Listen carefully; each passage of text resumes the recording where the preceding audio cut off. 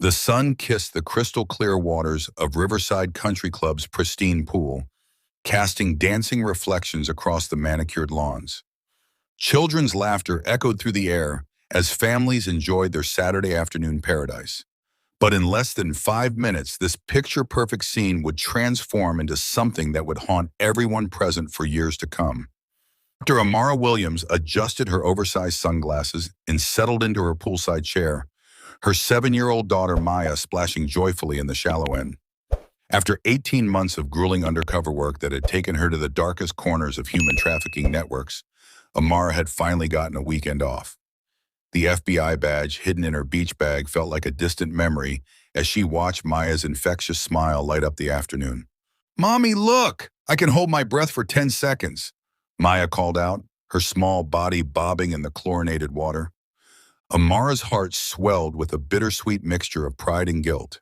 How many of Maya's milestones had she missed while tracking down monsters who preyed on children just like her daughter? The question gnawed at her as she forced a smile. "That's amazing, baby girl. You're getting so strong." But their moment of peace was about to be shattered by a force neither of them saw coming. At the opposite end of the pool, Rick Morrison surveyed his domain with the satisfied grin of a man who believed the world owed him everything. At 42, Rick had inherited his father's construction empire and his grandfather's sense of entitlement. The Riverside Country Club wasn't just his playground, it was his kingdom, and he ruled it with an iron fist wrapped in a designer polo shirt. Rick's pale blue eyes scanned the pool area until they landed on Amara and Maya. His jaw tightened. In his twisted worldview, their presence here was nothing short of an invasion. "You seeing this, Brad?" Rick muttered to his equally privileged friend, who was nursing his third martini of the afternoon. "I thought we had standards at this place." Brad Hendricks, heir to a pharmaceutical fortune, squinted through his Ray-Bans. "Maybe they're guests of the Johnsons? You know how liberal they've gotten lately." "Guests or not," Rick's voice dripped with venom, "some people need to learn their place." The truth was, Rick Morrison's empire was crumbling. His construction company was hemorrhaging money due to his gambling addiction and cocaine habit. His wife had filed for divorce 2 weeks ago, taking half his assets and full custody of their twin boys. The country club membership, one of the few status symbols he had left, felt like his last thread connecting him to the life he believed he deserved. And in his warped, desperate mind, maintaining that life meant keeping certain people out. As Amara watched Maya practice her backstroke, her fingers unconsciously found the small golden locket hanging around her neck. Inside was a faded photograph of her grandmother, Amara Williams, who had raised Amara in a shotgun house in rural Alabama after her parents died in a car accident.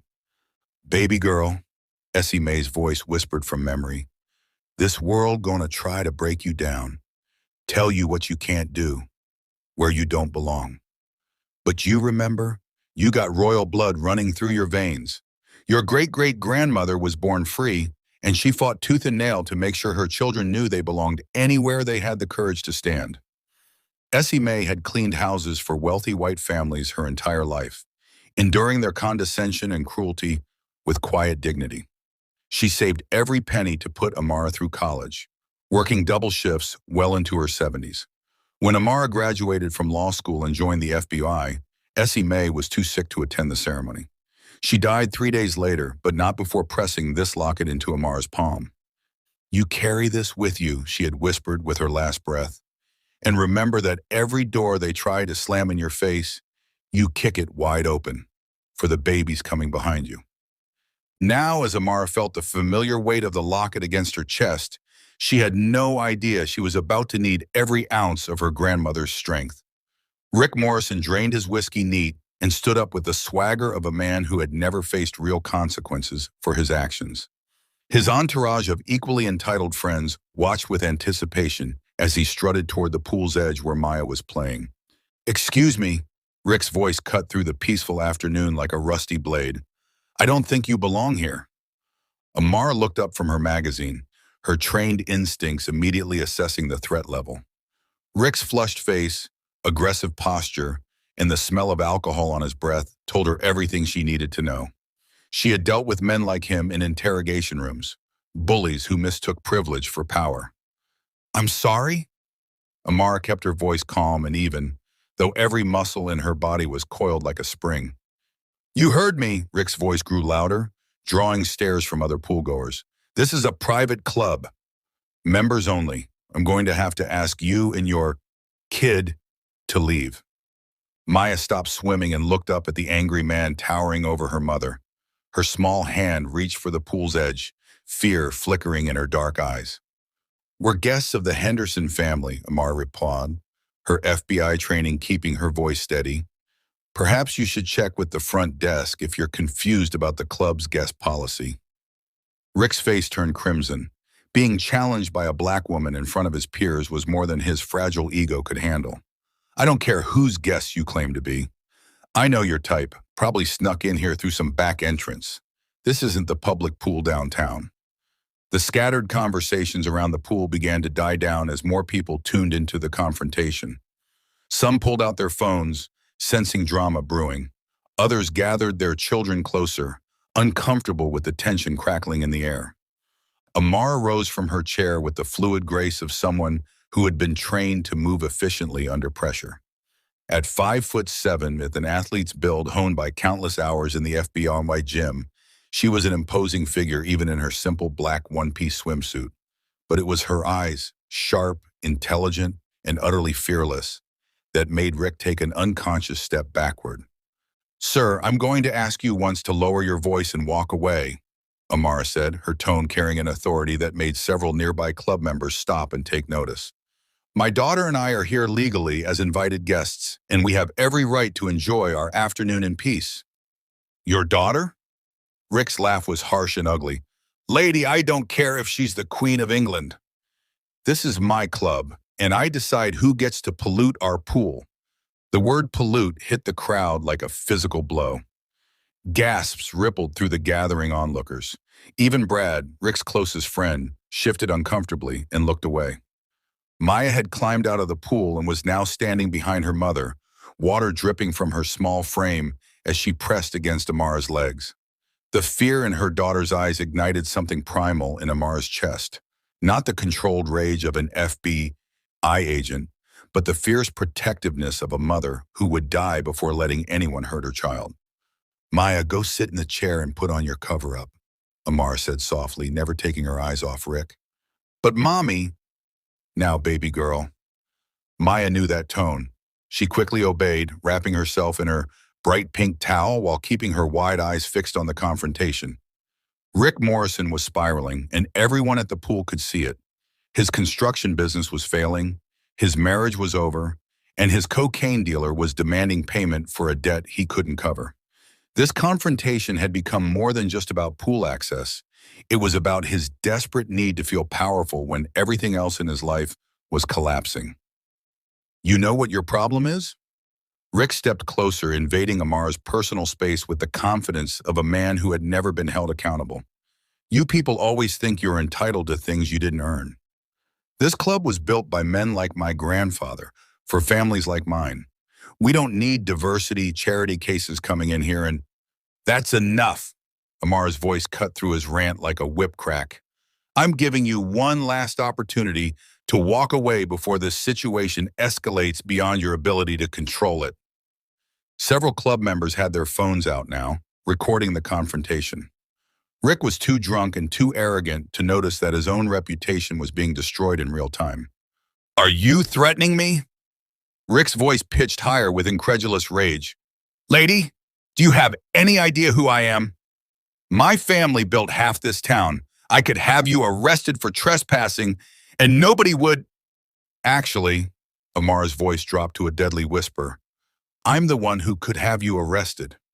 But I'd rather just have you removed by security. Rick's alcohol-clouded brain processed her words as another challenge to his authority. In his twisted logic, she was just another person trying to make him feel small when he was already at his lowest point. And that's when Richard Morrison made the decision that would destroy the rest of his life. You uppity bitch, Rick snarled. And before anyone could react, his open palm connected with Amara's left cheek with a sharp crack that seemed to echo across the suddenly silent pool deck. The slap wasn't just loud, it was thunderous in its implications. Every conversation stopped. Every splash ceased. Even the background music from the club's speakers seemed to fade into horrified silence. Maya screamed. Amara's head snapped to the right from the force of the blow, her sunglasses flying off and clattering onto the concrete. For a moment that stretched like eternity, she stood perfectly still, her hands slowly rising to touch her stinging cheek. When she turned back to face Rick, her dark eyes held something that made him take an instinctive step backward. It wasn't anger. Anger was hot and wild. This was something cold, calculating, and infinitely more dangerous. "Sir," Amara said, her voice so calm it was terrifying, "you have just committed assault and battery on a federal agent. You are under arrest." Rick laughed. Actually laughed, as if she had told the funniest joke he'd ever heard. "Federal agent? Lady, you're delusional. Security." But the club's security guards, who had been rushing toward the commotion, stopped dead in their tracks when they saw Amara reach into her beach bag and pull out her credentials.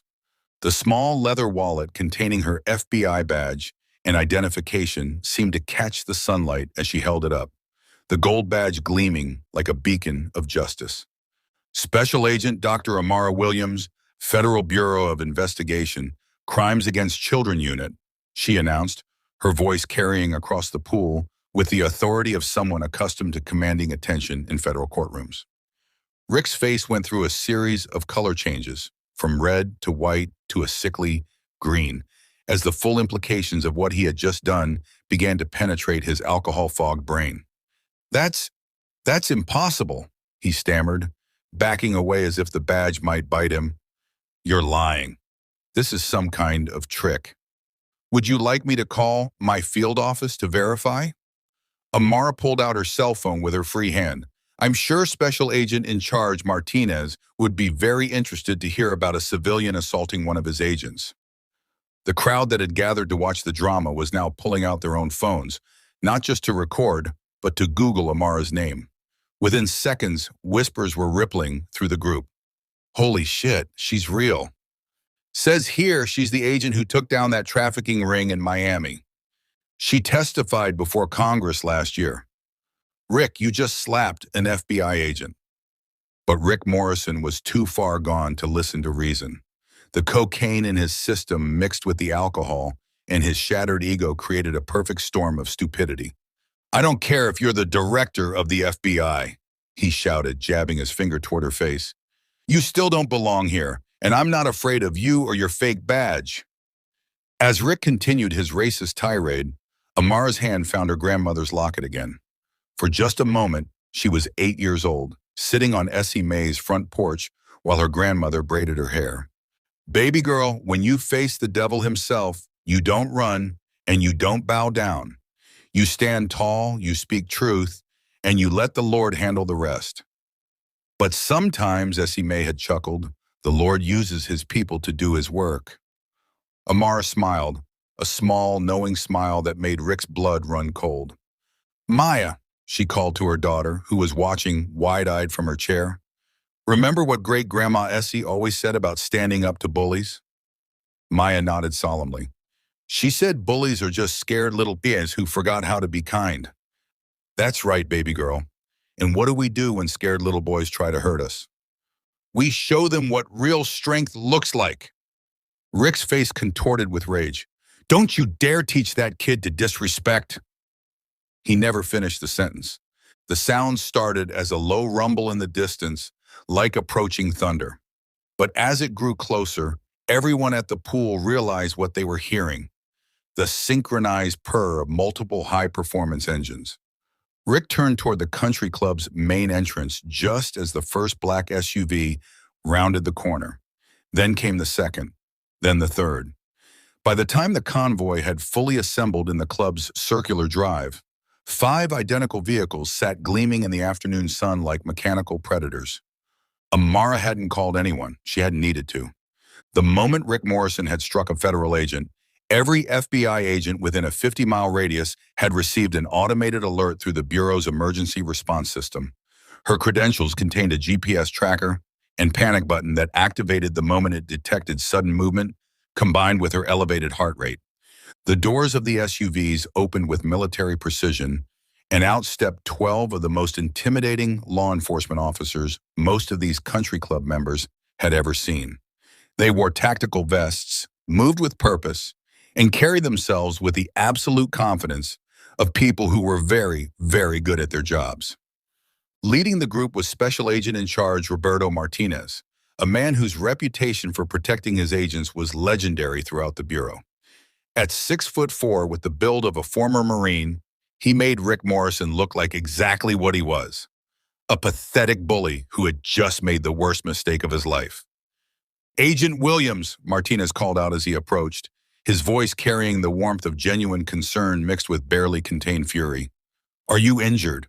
"Negative, SAC Martinez. Minor assault, but no lasting damage." Rick watched this exchange with growing horror as the full scope of his situation began to dawn on him. These weren't local cops who might be impressed by his family name or business connections. These were federal agents, and he had just assaulted one of their own. "Mr. Morrison, I presume?" Martinez's voice was deceptively polite as he approached Rick, who was now visibly shaking. "I'm Special Agent in Charge Martinez. I believe you've met my agent." "This is all a misunderstanding," Rick babbled, his earlier bravado evaporating like morning mist. "I didn't know. She didn't identify herself." "Actually," said Agent Sarah Chen, Martinez's second-in-command, as she reviewed the footage already being uploaded from witnesses' phones, "we have 17 different video angles of Agent Williams clearly identifying herself as FBI before you continued your assault. Would you like to see them?" The circle of federal agents around Rick tightened, not threateningly, but with the inexorable certainty of a closing trap.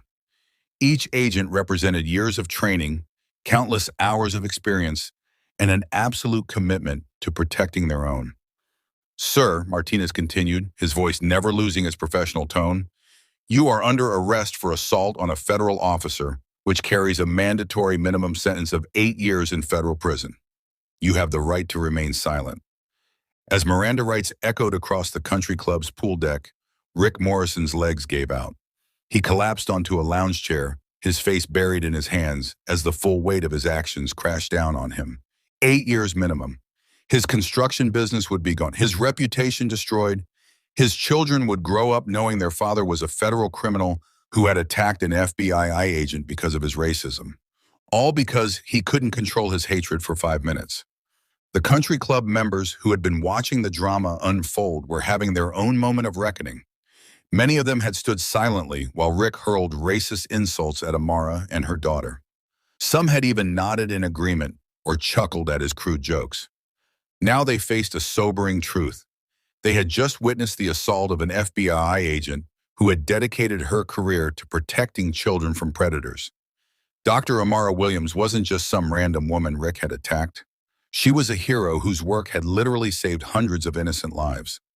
Mrs. Elizabeth Henderson, the elderly woman who had actually invited Amara and Maya to the club as her guests, pushed through the crowd with fire in her eyes. "Richard Morrison," she said, her voice carrying the authority of someone who had been a member of this club longer than Rick had been alive. "You are a disgrace to everything this institution is supposed to represent." She turned to face the other members who had remained silent during Rick's racist attack. "And the rest of you should be ashamed of yourselves for standing by while that man verbally and physically assaulted my guest and her child.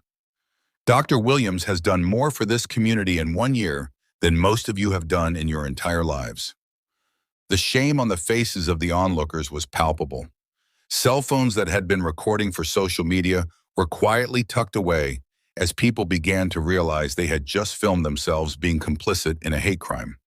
Throughout the chaos of arrests and recriminations, 7-year-old Maya Williams stood quietly beside her mother's chair, still wrapped in her pink towel but no longer cowering. The fear in her eyes had been replaced by something else, a quiet pride as she watched her mother handle the situation with grace and strength. "Mommy," Maya whispered as the agents finished handcuffing Rick, "is that man going to jail?" "Yes, baby girl. He's going to face consequences for his choices." "Good," Maya said with a firmness that surprised everyone who heard her. "Great-Grandma Essie would be proud of you." Amara knelt down and pulled her daughter into a gentle embrace, careful of her still stinging cheek. "What did you learn today?" Maya thought for a moment, then spoke with the wisdom that sometimes emerges from innocence. "I learned that bullies think they're strong, but really they're just scared. And I learned that real strength means protecting people, not hurting them." Several of the FBI agents smiled at Maya's words. Agent Martinez, who had 3 daughters of his own, felt his heart clench at the sight of this brave little girl who had just watched her mother face down a racist attack with dignity and courage. Within hours, the story had exploded across social media and news outlets nationwide. The video of Rick Morrison slapping FBI agent Dr. Amara Williams became a viral sensation, but not for the reasons Rick might have hoped. Instead of sympathy for a persecuted wealthy white man, the public responded with overwhelming support for Amara and outrage at Rick's actions. As justice for Agent Williams began trending worldwide as people shared stories of their own encounters with racism and praised Amara's composed response to the attack. Major news networks picked up the story, interviewing former colleagues who spoke glowing about Amara's character and professional accomplishments. CNN ran a feature about her work in the Crimes Against Children unit, detailing how her investigations had dismantled international trafficking networks and brought dozens of predators to justice. Dr. Amara Williams became a symbol, not just of professional competence in the face of hatred, but of the dignity and strength that rises above ignorance and bigotry. Rick Morrison, meanwhile, became a cautionary tale about the consequences of racism and privilege run amok. Rick's legal troubles were just beginning. The assault on a federal officer charge carried serious weight, but it was only the start of his problems. The FBI's Financial Crimes Unit, intrigued by Rick's presence at an expensive country club, despite his company's apparent financial troubles, began investigating his business practices. What they found was a web of tax evasion, money laundering, and fraud that made his assault charge seem minor by comparison. Rick's cocaine habit, funded by embezzled construction funds, had left a paper trail that led directly to his arrest on federal drug conspiracy charges. His construction company, already teetering on the edge of bankruptcy, collapsed completely when major clients canceled contracts after seeing the viral video of his racist attack. The country club, facing its own public relations nightmare, immediately revoked Rick's membership and issued a public apology to Dr. Williams and her daughter. Within 6 months, Rick Morrison had lost everything: his business, his family, his home, his reputation, and ultimately, his freedom. The incident at Riverside Country Club became a catalyst for change that extended far beyond Rick Morrison's personal destruction. The club's board of directors, stung by negative publicity and facing membership cancellations, implemented comprehensive diversity and inclusion training for all staff and members. They also established the Essie Mae Williams Scholarship Fund, named in honor of Amara's grandmother, to provide country club access and swimming lessons to underprivileged children from all backgrounds. Dr. Amara Williams was invited to speak at dozens of law enforcement conferences, sharing her experience and advocating for better training on handling hate crimes and bias incidents. Her grace under pressure became a case study in de-escalation techniques taught at the FBI Academy. Maya, meanwhile, became something of a local celebrity. Her brave response to witnessing her mother's assault inspired other children to speak up against bullying and racism. She was invited to read a poem she wrote about her great-grandmother at the club's dedication ceremony for the scholarship fund. When Rick Morrison's case went to trial 8 months later, the courtroom was packed with FBI agents, community members, and media representatives. Rick's high-powered defense attorney tried every angle to reduce his client's sentence, but the evidence was overwhelming. The viral video showed not just the assault, but Rick's extended racist tirade and his refusal to back down even after Amara identified herself as FBI. Character witnesses lined up to testify about Rick's pattern of discriminatory behavior at his construction sites and in his business dealings. Dr. Amara Williams took the stand with the same composure she had shown at the pool. Her testimony was devastating in its quiet power. "Your Honor, I've spent my career investigating the worst of humanity, people who hurt children for profit, who traffic in human misery, who destroy innocence for money. I've sat across from killers and predators without flinching. But when Mr. Morrison attacked me in front of my daughter, he wasn't just assaulting an FBI agent. He was teaching a 7-year-old child that her mother, and by extension, she herself, didn't deserve basic human dignity because of the color of our skin. She paused, her hand unconsciously touching her grandmother's locket. My grandmother cleaned houses for people like Mr. Morrison her entire life. She endured their contempt and cruelty so that I could stand here today wearing this badge. When he struck me, he wasn't just attacking me, he was attacking every person who believed that America could be better than its worst impulses. There wasn't a dry eye in the courtroom when she finished.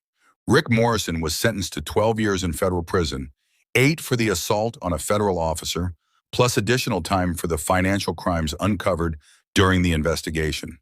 The judge, a no-nonsense woman who had herself faced discrimination early in her career, made it clear that hate crimes would not be tolerated in her courtroom.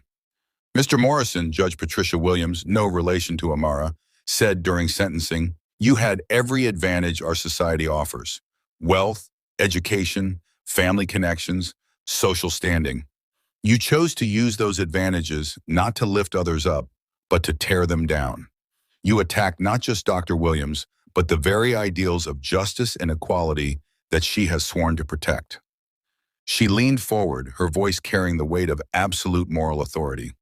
"Perhaps 12 years in federal prison will give you time to reflect on how your hatred has destroyed not only your own life, but traumatized a child and attacked the dignity of every person who refuses to be diminished by bigotry." Rick was led away in shackles, his fall from country club king to federal prisoner complete. 6 months after the trial, Amara and Maya returned to Riverside Country Club, not as controversial guests, but as honored members of a community working to heal from its past mistakes. The pool area had been transformed into a space that welcomed everyone.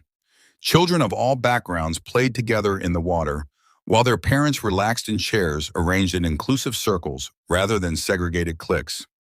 Maya had become an excellent swimmer, her confidence in the water mirroring her growing confidence in herself. She had started a kindness club at her school, teaching other children how to stand up to bullies without becoming bullies themselves. "Mommy," Maya said as they sat by the same pool where the confrontation had occurred, "do you think Great-Grandma Essie would be proud of us?" Amara touched her locket and smiled. "I think she'd be proud that we didn't let hatred win. And I think she'd be especially proud that you learned to swim so well." "Why?" Maya asked, genuinely curious. "Because swimming teaches us that even when the water feels like it might pull us under, we have the strength to keep our heads above the surface, just like life." 2 years later, Dr. Amara Williams was promoted to unit chief of the FBI's Crimes Against Children Division. Her handling of the pool incident had demonstrated the kind of leadership and composure the Bureau needed in its senior ranks. The Essie Mae Williams Scholarship Fund had grown into a national program, providing swimming lessons, mentorship, and educational opportunities to thousands of children. Maya, now 9 and a competitive swimmer, had become the program's youngest ambassador. Rick Morrison, meanwhile, was serving his sentence in federal prison. His cellmate was a former police officer convicted of civil rights violations, a man who understood exactly what Rick had thrown away and why his fellow inmates had little sympathy for his situation. In rare moments of clarity between his withdrawal symptoms and depression, Rick sometimes wondered what his life might have looked like if he had simply walked away from that pool, if he had chosen kindness over hatred, if he had seen Amara and Maya as human beings rather than targets for his rage. But those moments of regret were brief. Mostly he just felt sorry for himself. Maya Williams, now a confident 4th grader, stood before her class during Black History Month to tell the story of her great-great-grandmother, the woman born free who had raised generations of children to believe they belonged anywhere they had the courage to stand. "My great-grandma Essie used to say that courage isn't about not being scared," Maya told her classmates. "It's about doing what's right even when you are scared. My mommy shows me that kind of courage every day." She held up a photo of Amara receiving a commendation from the FBI director for her work dismantling trafficking networks. "Some people think being strong means hurting others. But my mommy taught me that real strength means protecting people who can't protect themselves. That's why she became an FBI agent. That's why she stood up to that bully at the pool. And that's why I want to be just like her when I grow up. The classroom erupted in applause, but Maya wasn't finished. My great-grandma Essie also said that every time someone tries to make you feel small because of who you are, you should stand a little taller. Because you're not just standing for yourself, you're standing for everyone who came before you and everyone who's coming after you. Her teacher wiped away tears as Maya concluded. So when bullies try to hurt you, remember that you have royal blood in your veins. And royalty doesn't bow down to people who forgot how to be kind. 5 years have passed since that fateful afternoon at Riverside Country Club. Dr. Amara Williams now serves as the FBI's youngest ever assistant director, overseeing multiple divisions and serving as a role model for agents across the country. Maya, at 12, is a nationally ranked swimmer who volunteers with the Essie Mae Williams Foundation, teaching water safety to underprivileged children while sharing stories about courage, kindness, and standing up to bullies. Rick Morrison was released after serving 8 years of his sentence. He works at a pizza delivery service, lives in a one-bedroom apartment, and has had no contact with his children since his ex-wife moved across the country to escape the stigma of his crimes. The viral video of his assault on Agent Williams is still used in law enforcement training courses as an example of how quickly hate can destroy a life, both the victims and the perpetrators. But perhaps the most powerful legacy of that day isn't found in courtrooms or training academies. It's found in the countless children who heard Maya's story and learned that standing up to bullies doesn't require violence or hatred. It requires courage, dignity, and an unshakable belief in your own worth. As you sit there having heard this story, ask yourself this.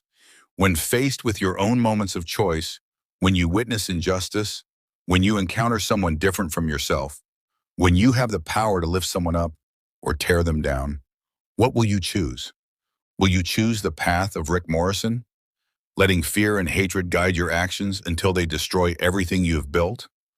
Or will you choose the path of Dr. Amara Williams, standing tall in the face of adversity and teaching the next generation that real strength comes not from the power to hurt, but from the courage to heal? The choice is yours. But remember, someone is always watching, someone is always learning, and someone is always being inspired by the example you set. What kind of example will you be? This story serves as a reminder that our actions have consequences that ripple far beyond what we can see.